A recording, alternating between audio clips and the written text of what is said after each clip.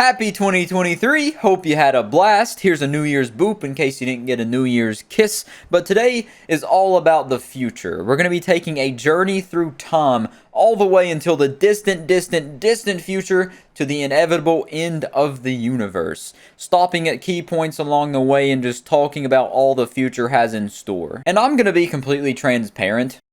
I stole this idea from the cultural tutor on Twitter, but it is very fitting, of course, because I did start streaming on Twitch recently, Luneist TV, so I figured this was like my streamer training arc, where I practiced stealing some content. So not only did I just steal it from him, I also stole a bit from this thing right here called the Timeline of the Far Future. But anyways, let's go ahead and start our journey at 6,091 years from now. And at that time, the Crypt of Civilization will be opened. This is a time capsule that was buried in Atlanta, Georgia in 1940, and it's filled with records of information spanning across 6,000 years of human history. I think they even got some voice recordings of like Hitler and a couple other bad dudes in there, but there's some good stuff as well. I just wanted to point that bad stuff out. And the mustache twirling mastermind behind this contraption, his name was Dr. Thornwall Jacobs, also known as now the father of the modern time capsule. Then in 10,000 years, the Svalbard Global Seed Vault in Norway will have reached its lifespan, and this seed vault is like a doomsday vault of sorts that is guarding duplicates of over 1.1 million seed samples from almost every country in the world. Also going to happen in 10,000 years, this is an entry from that other website, it says most words will be extinct, and this is due to the rapid evolution of language, so we'll probably speak like those people from the future in South Park who are a mixture of every race, and their language is a mixture of every language, and it just sounds like a bunch of noises like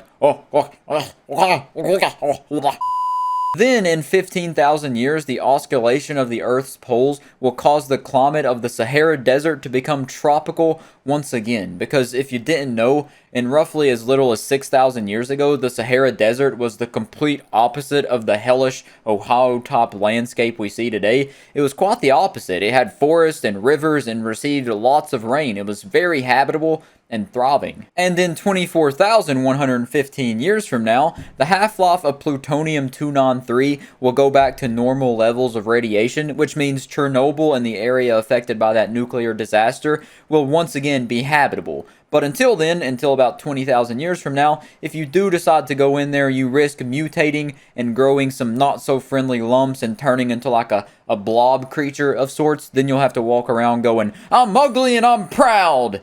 Because, unfortunately, radiation isn't as cool as it's chalked up to be in the comics. In 50,000 years, Niagara Falls will have eroded all the way back to Lake Erie, which means Niagara Falls won't be falling anymore. In 100,000 years, it's likely that a supervolcano or a large climate-altering asteroid will have affected Earth. And also around that same time, the stars in space will look completely different due to the Earth's movement throughout the galaxy. So the Taurus constellation may end up looking like Belle Delphine doing her ooh-woo, tongue-out, cross-eyed face. In 1 million years, just scraped my nipple.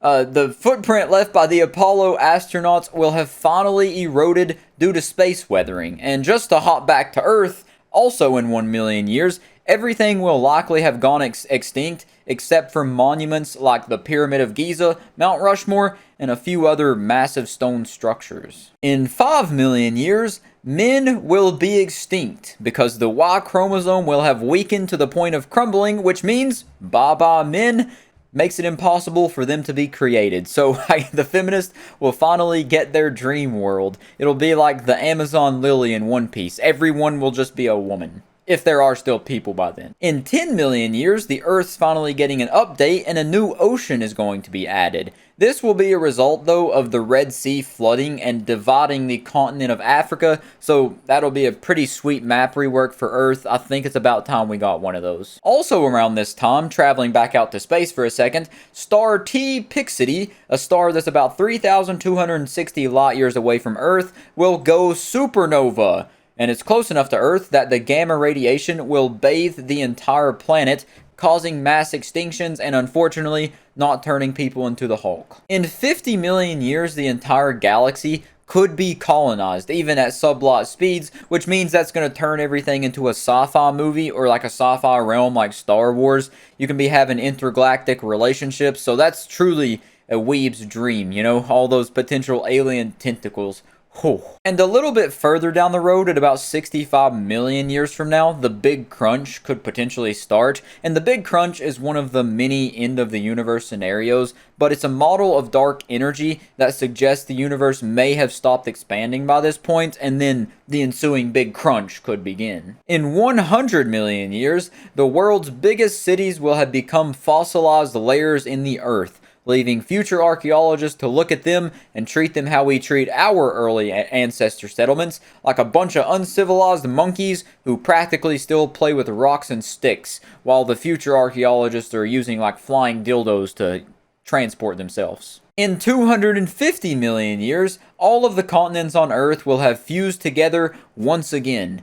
Just think of it as the Earth's final supercontinent form. And there are 3 map designs, theoretical map designs, being tossed around for this supercontinent. So these are the 3 dogs in the race. You got Novo Pangea, Imagia, and Pangea Proxima. And personally, these first 2 look like haircuts, and the third one looks like a butthole. So naturally, I'm going to go with this one because I'm trying to see some butthole. In about 1 billion years, the sun's luminosity will increase 10%, which means game over for any complex life on Earth. The surface temperature will rise to 47 degrees Celsius and the oceans will evaporate. The atmosphere will become a moist greenhouse, quote.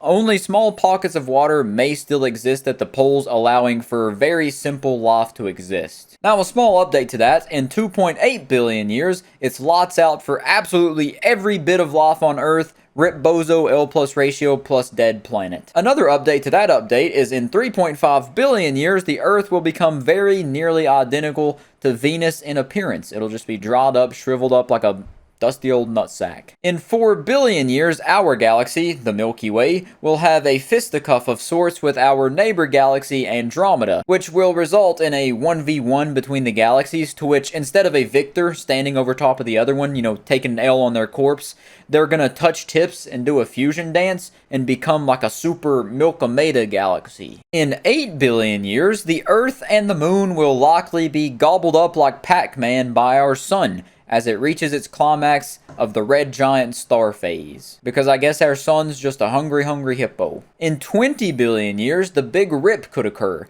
This is one of the potential ends of the universe where all matter would be torn apart by the expansion of the universe, meaning all distances would become infinite, and that equals not a good time. In 150 billion years, the universe's expansion will cause all galaxies beyond what used to be the Milky Way to disappear, and they'll fade from the observable universe. Also at this time, the CMB, or cosmic microwave background radiation, will cool to negative 230 degrees Celsius, nearly to absolute zero, making it undetectable to current technology.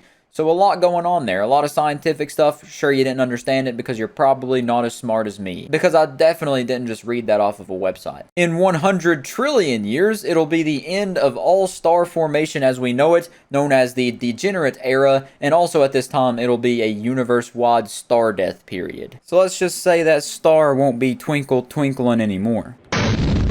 In 100 quintillion years, the Earth will die, if it didn't already die and get consumed by the sun when it was a red giant around 5.4 billion years. This will be the time that the Earth's orbit is finally decayed enough to where it will plunge into the now black dwarf sun of our solar system. In 10 duodigentillion years, the universe will be nearly empty and all packed up and moved out to college, because only photons, baryons, neutrinos, electrons, and positrons will be moving around, and they'll rarely encounter each other. That's how much empty space there will be. And then, at a point too incalculably distant to be written in our puny little number system, the universe will reach its final energy state, and this could result in another Big Bang occurring and starting this cycle over once more. So I guess it's like Groundhog Day, we're just forever stuck in the same infinitely long loop. Now, this, of course, isn't every single speculative scientific prediction